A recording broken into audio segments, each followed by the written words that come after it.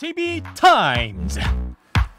더 막내 작가와 함께 시선 집중의 문을 열겠습니다. 어서 오세요. 네, 안녕하세요. 더 막가입니다. 수줍은 MFP님이 3부 시작은 몇 시인가요? 출근길에 듣고 싶은데 라고 올려주셨는데 8시에 바로 시작을 합니다. 네, 7시 5분부터 시작하는 1부부터 함께 해주시면 좋을 텐데. 아마 이제 출근 시작 시점이 아마 8시 때인 것 같아요. 그러신 것 같아요. 못 들으셨다면 다시 듣기 추천해드리고요. 네, 1, 2부는 댁에서 들으시고 3부는 출근하시면서 들으시고 그러면 되겠네요. 네, 그러시면 그렇죠? 좋을 것 같아요. 네. 자, A스타인 가보실까요? 네, 어제 이재명 민주당 대선 후보가 직접 출연해서 다양한 현안에 대한 입장을 밝혔는데요. 촌철님들의 호응이 아주 뜨거웠습니다. 비희연님은 이런 뾰족한 토론 좋아요. 김종배의 격, 시선 집중의 격이라고 아주 수준 있는 대화였다. 이런 칭찬들이 좀 많았고요. 네. EHA님 같은 경우는 요즘 여러 방송 둘러보는데 시선 집중 잘 진행하시네요. 정말 자세하게, 정확하게, 진중하게 하시네요. 라고. 굳이 안 둘러보셔도 되고요. 그냥 채널 고정하시면 됩니다. 아, 그렇죠. 정착하시면 더 좋겠습니다. 네. 자, 이재명 후보와의 대담은 홈페이지 팟캐스트를 통해서 다시 듣기 하실 수 있고요. 유튜브에서는 다시 보기 하실 수도 있으니까 네. 놓치신 분들은 다시 시선 집중해 주시고요. 차 한면 면무절기님. 선거 전까지 최대한 10번 이상 섭외하길 바랍니다. 네. 안 나오는 후보들은 섭외했어도 안 나왔다고 공지하시고요. 라고 네. 남겨주셨는데요. 압녀 다른 후보들도 열심히 섭외하고 있습니다. 꼭 모실 수 있길 기대하고요. 제가 비하인드를 하나 말씀을 드리면 어제 이제 끝나면서 시간이 너무 아쉽다 이런 네. 말씀을 제가 드리지 않았습니까? 그랬더니 이제 마이크 나간 다음에 이재명 후보가 분명히 말씀하셨습니다. 그럼 유튜브에서 한번 할까요? 시간 제한 없잖아요, 유튜브는. 그 말씀하셨으니까 받아서 바로 섭외 들어가시기 바랍니다. 네, 이미 전화했으니까요. 좀만 기다려 보시고요. 네. 자, 제이비 어제 시간이 좀 짧아서 2차 인터뷰를 기약하셨잖아요. 뭐 더 묻고 싶은 질문이 있으셨습니까? 그 영업 비밀이죠. 아하, 나오면 묻겠다. 쟁여놨다가. 알겠습니다. 네. 다음 만남을 기약을 하면서 제이비타임즈 오늘 주목할 뉴스들 챙겨드리겠습니다. 첫 번째 뉴스는 연관이 되는 뉴스죠? 민주당 선대위가 대표 슬로건을 교체를 했어요. 그전에는 이재명은 합니다 이거였잖아요. 네. 근데 이번에 새로운 슬로건이 뭐냐면 나를 위해 이재명 이렇게 바꿨어요. 선대위 설명은 이런 겁니다. 이전 슬로건이 후보 중심의 과거형 슬로건이라면 새 슬로건은 국민 중심의 미래형 슬로건이다. 이런 설명이고 다양한 생각과 바람을 갖고 오늘을 사는 대한민국 소시민이 주인이 되는 슬로건이다. 이런 식으로 설명을 했거든요. 네. 어떻게 봐야 될까요? 이 슬로건 교체의 배경은 저희 시선 집중 이전 인터뷰를 들으시면 여기에 다 녹아 있습니다. 아, 그렇습니까? 예, 이미 선 분석이 이루어졌습니다. 오. 먼저 10월 7일 윤건영 의원 인터뷰 내용부터 한번 좀 들어보시죠. 대선은 일정한 패턴과 경향성을 가지고 있는데요. 2017년 대선은 박근혜 정부의 국정농단에 맞서 공정과 정의라는 가치를 투표한 선거였다면 2007년 이명박 대통령이 당선될 때는 온 국민이 다 쓰는 누구 겁니까라고 찾았지만 747 공약에 호응을 했던 이익투표적 경향이 강했습니다. 예. 저는 이번 대선이 가치보다는 이익투표적 경향이 강할 거다라고 봐지거든요. 물론 가치가 오르냐 이익이 오르냐 이거는 부차적인 문제인 것 같습니다. 네, 이게 10월 7일 윤건영 의원이 저희 방송에서 했던 말이고요. 네. 그다음에 유시민 작가와 12월 9일에 인터뷰를 하지 않았습니까? 네. 이때 유시민 작가가 한 말도 있는데요. 마저 들어보시죠. 이재명 후보는 네. 예전에 노무현 후보나 뭐 김대중 후보나 문재인 후보하고 달라요. 그러니까 그 세 분의 대통령은 저 후보를 위해서 내가 뭔가를 해야 될 텐데 이런 느낌을 강하게 줬던 분들이세요. 이재명 후보는 내가 저 사람을 위해서 뭘 해줘야 되라는 정서를 일으키는 것보다는 저 사람이 나를 위해서 뭔가 해줄지 몰라라는 정서를 일으키는 후보예요. 그러니까 내가 저 사람을 위해서 뭘 해줘야 되라고 내가 막 발을 동동 구르는 그런 느낌보다는 저 사람이 나를 위해서 뭐 해줄 수 있을 거야 라는 기대로 지지하는 게 더 커요. 네. 두 사람의 이야기를 들어보니까 뭔가 지금 겹치지 않습니까? 네. 윤건영 의원은 이익을, 유시민 작가는 기대감이라는 표현을 썼지만 강조점은 똑같습니다. 이재명 후보를 바라보는 시선이 그가 대통령이 되면 나에게 무엇이 돌아오는가 라는 시선이라는 겁니다. 이걸 전제해 놓고 어제 민주당 선대위가 새로 채택한 새 슬로건을 다시 읽어보세요. 정확히 부합하지 않습니까? 나를 위해 이재명. 딱 부합이 된다. 이렇게 한번 정리를 할 수가 있을 것 같고요. 이제 문제는 그러면 소시민인 내가 너무 많다라는 겁니다. 5천만 원입니까? 따라서 추구하는 이익과 표명하는 기대감이 다양할 수밖에 없잖아요.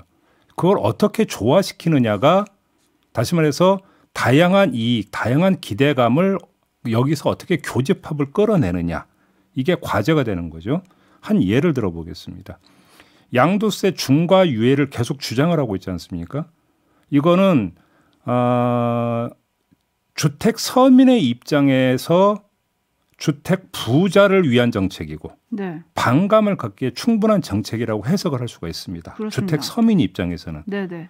근데 이재명 후보는 이런 시선을 어떻게 지금 해명을 하고 있냐면 중과를 유예해야 매물이 나오고 매물이 나와야 집값을 잡고 집값을 잡아야 주택 서민한테도 도움이 되는 거 아니냐.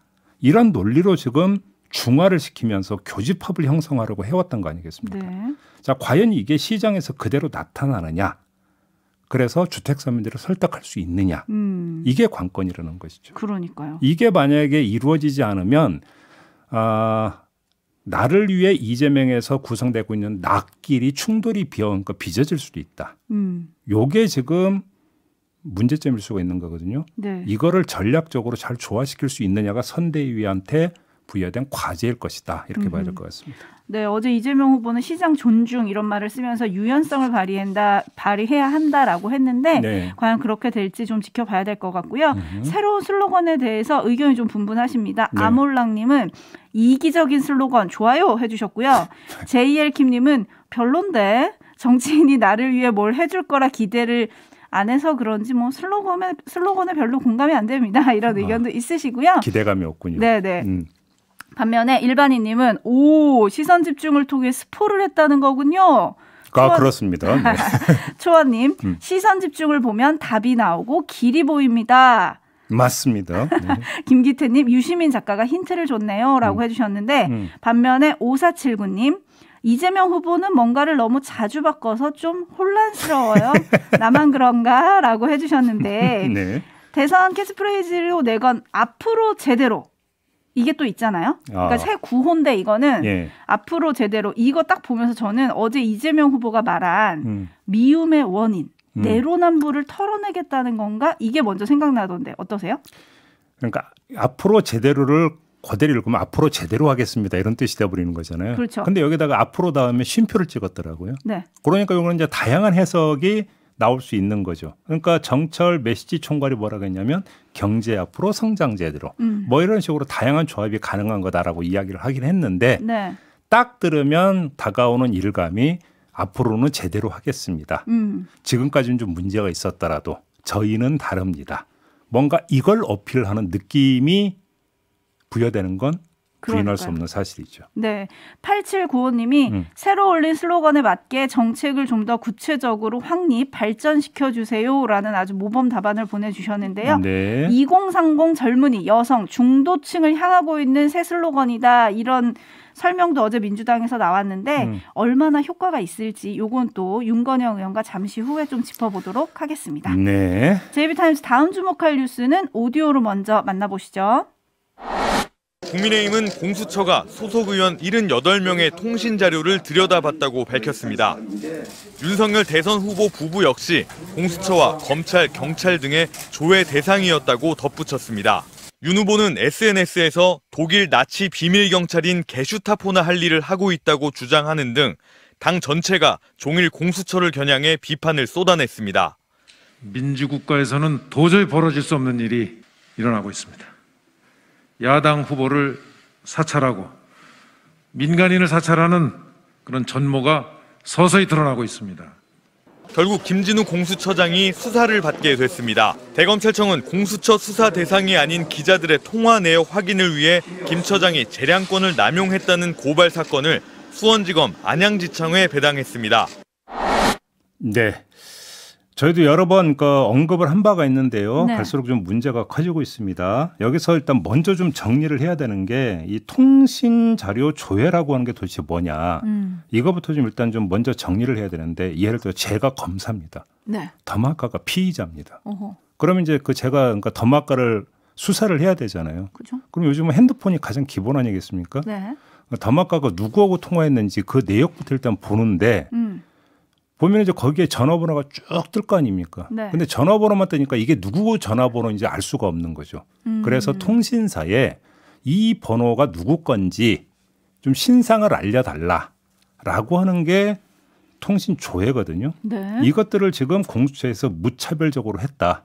그래서 여기에는 윤석열 후보나 부인 김건희 씨에 대해서도 통신 조회를 했다. 네. 그러면서 야당이 이제 총 공세에 나선 것이죠. 자, 이걸 어떻게 볼 것인가 좀 정리를 해야 될 것 같은데요. 네. 예를 들어서 윤석열 후보나 김건희 씨 통신 조회를 한 거는 일단 이런 식으로 해석을 할 수가 있습니다. 고발 사주 의혹 사건이 불거졌고 공수처가 주되게 수사했던 게 바로 그 사건 아니었습니까? 네.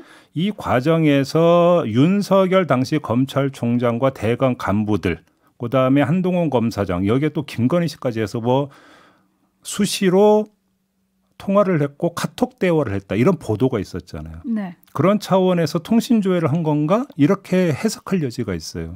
근데 공수처가 아니라 경찰서에서도 조회를 했다. 지금 이런 보도가 있습니다. 네네네. 이건 좀 사실은 좀 이해하기가 힘든 부분이죠. 왜냐하면 그러니까 경찰서에서 고발사주 사건 수사한 적 없거든요. 그럼 그건 뭐냐? 이거에 대해서는 좀 답변을 내놔야 되는 것 같고요. 그런 점에서 이건 분명히 좀 밝혀질 필요가 있다. 네. 카톡 대화방까지 들여다봤다는 거 아니겠습니까? 네네. 일단 이 점을 좀 말씀을 드려야 될 것 같고요. 두 번째는 그렇다고 해서 정치적으로 접근할 성질의 문제냐 아니면 수사 관행 개혁 차원에서 접근할 문제냐. 이건 좀 엄밀히 가릴 필요가 있다는 게 한겨레가 보도한 게 있어요. 윤석열 후보가 검찰총장으로 재직한 기간인데 2019년 하반기부터 2020년 말까지 1년 6개월 동안 공수처가 아니라 이건 검찰입니다. 검찰의 통신자료 조회 건수가 282만 6,118건이었다. 그러니까 지금 나온 공수처의 통신 조회는 기자 한 100건 정도, 야당 의원 78건 이런 거라는데 이거하고는 비교가 안 될 정도로 엄청나게 많았다는 거거든요. 그러니까 이 숫자가 의미하는 뭐냐?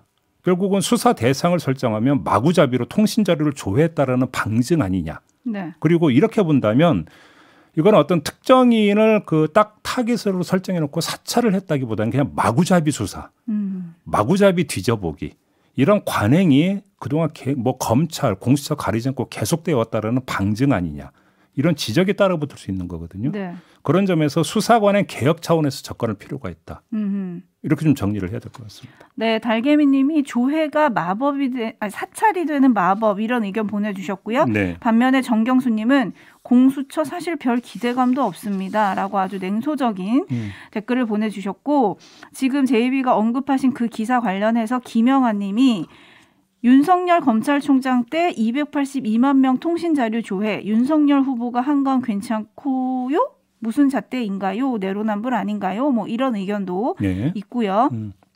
9983님, 공수처가 민간인 사찰? 그런 논리라면 검찰도 여태 민간인 사찰한 거 아닙니까? 라고 또 보내주셨는데 이게 사찰이냐 아니면 합법적인 수사냐 요거는 좀 오늘 국회 법사위를 좀 봐야 될 것 같습니다. 김진욱 공수처장이 법사위에 출석을 한다고 하죠. 네. 네. 여기서 이제 아마 이 문제가 이제 집중적으로 논의가 될 것 같으니까 네. 어떻게 진행이 될지 좀 지켜보도록 하죠. 네. 근데 지금 제이비는 근본적인 걸 좀 고칠 방안을 찾아야 된다고 하셨잖아요. 네. 기사들을 보니까 영장 한 장으로 단톡방에 참여한 모든 사람들의 정보를 들여다볼 수 있다고 하더라고요. 그러니까요. 그래서 지금 이렇게 무차별적으로 커졌다 이런 얘기가 나오던데 하지만 지금 야당의 초점은 공수처 폐지 이쪽으로 가던데요. 거기에다가 윤석열 사찰 쪽으로 이제 더 좁히고 있죠. 네. 결국은 윤석열 후보가 공수처에서 사찰을 받는, 그거는 결국은 정치 탄압을 받는 그런 피해자가 되고 있다라고 하는 점을 어제부터 집중적으로 부각을 시키고 있더라고요. 네. 네. 그리고 왜 여기에 대해서 여당은 말이 없냐? 이런 얘기도 또 하던데 이것도 잠시 후에 윤건영 의원님께 좀 물어보도록 하겠습니다. 네. 자, 뉴스와 분석이 함께하는 제이비타임즈 다음 주목할 뉴스는 어떤 건가요? 검찰이 윤우진 전 용산 세무서장을 육류업자로부터 금품을 받은 혐의 등으로 기소를 했어요. 그런데 윤석열 후보에 대해서는 무혐의 처리를 했습니다. 윤석열 후보가 여기에 등장하는 이유가 있는데요. 윤우진 전 서장이 경찰 조사를 받을 때 검사 출신 변호사를 소개해줬다는 의혹이 제기가 된 바가 있었거든요. 그래서 사법적으로 2개의 혐의점이 여기서 불거졌습니다. 2019년 7월 검찰총장 인사청문회 때 변호사를 소개해준 사실이 없다는 답변서를 제출했다가 청문회 막판에 변호사 소개해줬다는 녹취록이 때 아마 뉴스타파 녹취록이었죠. 네. 이게 공개가 됐었거든요. 자, 그러면서 변호사를 소개해준 것 자체가 변호사법 위반 혐의가 있고 거기다가 허위 답변서를 제출했으니까 허위 공문서 작성 혐의가 있다. 이렇게 사법적으로 2개의 혐의가 제기가 됐는데 둘 다 무혐의 처리를 해버린 겁니다. 네. 검찰이. 무혐의 처리를 했던 이유가 뭐냐면 변호사법 위반 혐의의 경우에는 공소시효가 지나서 그래서 무혐의 처리했다라는 거고요. 허위 공문서 작성 혐의 같은 경우는 이때는 이제 검찰총장 인사청문회였는데 직책은 이제 서울중앙지검장이 유지가 되고 있는 상황이었거든요. 네. 근데 그 당시 윤석열 후보가 서울중앙지검장이 아니라 공직 후보자의 자격으로 답변서를 제출한 것이니까 공직 후보자에 불과하니까 공문서라고 볼 수 없다. 네. 공직 후보자가 작성한 문서는 공문서라고 볼 수 없다. 이런 이유로 허위 공문서 작성 혐의도 무혐의 이런 결론을 내렸다는 겁니다. 지금 많은 분들이 검찰공화국이라는 글을 좀 올려주고 계신데 희망의 대한님이 이러니 검찰공화국이란 말이 나오죠라고 보내주셨고 또 어떤 분은 검찰 관련한 거는 좀 공소시효 없애면 안 됩니까? 뭐 이런 의견도 네. 보내지고 계시고 6781님은 지금까지 수사 안 하고 있다가 시효가 지났다고 불기소 처분 일반 시민들도 이렇게 버틸 수가 있나요? 9830님 언론에서는 무혐의만 강조하던데 그 이유를 봐야죠라고 보내주셨는데 네. 제이비가 지금 하고 싶은 말이 이거죠. 그냥 짧고 굵게 그러니까 그 비유해서 말씀을 드리겠는데요. 제가 인사청문 대상자가 됐습니다. 공직 후보자가 됐습니다. 꿈꾸고 계신 건 아니죠? 저에게 불리한 질문이 날아옵니다. 네. 그러면 저는 이렇게 하겠습니다. 지금 기억이 안 나가지고요. 미처 지금 확인을 못 해가지고 서면 답변으로 대신하겠습니다라고 일단 합니다. 그 다음에 무조건 부인하는 답변서를 제출합니다. 그래도 허위 공문서 작성은 아닙니다. 왜? 저는 아직 후보자에 불과하니까. 아니니까. 그렇지 않습니까? 네. 자, 방법을 하나 검찰이 알려줬다. 이렇게 정리하면 되겠습니다. 사나야님이 이럴 줄 알았지라고 보내주셨고요. 네. 7893님은 어쨌든 사법 리스크는 계속 벗어나고 있네요라고 꼬집어 주셨는데 심증만 있고 물증이 없다. 이것도 아니고 물증이 있는데 이건 증거가 아니다. 검찰이 하나 가르쳐줬다. 이걸로 오늘 결론을 내릴게요. 네, 정리할까요? 네. 수고하셨습니다. 고맙습니다.